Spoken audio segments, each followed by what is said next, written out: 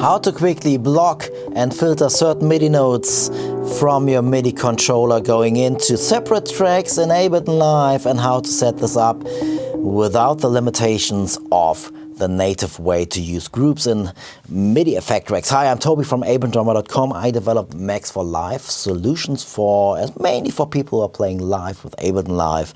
And here's one thing which always bugged me, like how to quickly just separate notes not going into a track.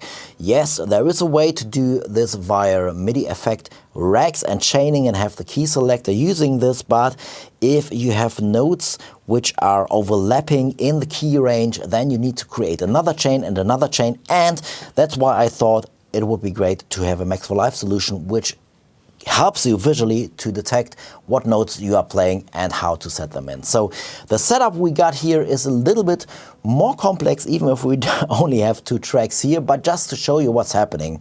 And the basic use case would be, we have a MIDI controller where we are sending in notes to play some chords via the advanced expressive chords device, which is a different thing of mine. I did a little hack and added some menu things here for the advanced, for the expressive chords device, which is a native device from Ableton Live since Ableton Live 12. But here you have a menu, just if you're interested, check it out as well. So the beauty here is we can send in single notes and they would play chords. And we have on this pad here, we just want to use those 4 pads here to play chords and exclude those 2 pads here. So if we are having a look on the block certain MIDI notes device here, we get a pop-up window which we can open here. We can set all notes off or all notes on. So now all notes are passing through,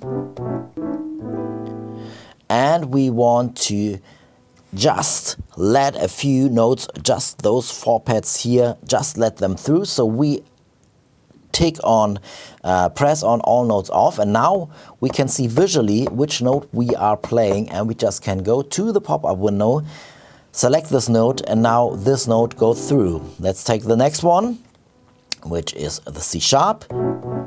And now we get something which is not the next note, because the C, C sharp, D and D sharp, those 2 notes are the notes we don't want to have through. So we hit on that pad here and then, trigger that with the mouse to have them going through. And now only those 4 pads, those note pitches here, will pass through, and the other ones will be blocked. So now, and I've set up a different technique here, which I will show you in a second. I can play on my second track here. I can actually use those chords to play the melody, and don't have those pads going into the first track where I have the chords here, so I excluded those.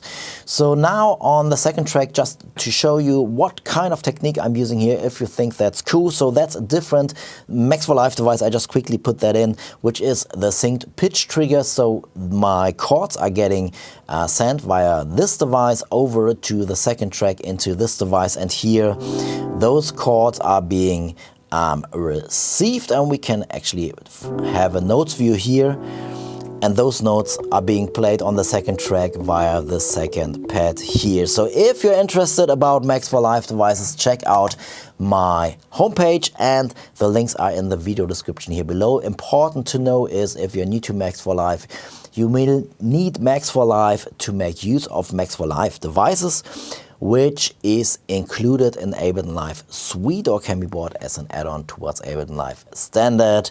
If you want to check that out, follow the links in the video description below. Maybe let's add those 2 notes here just quickly. So those 2 pads. So we have more chords now. Very nice. Okay, check out the links and take care. Bye-bye.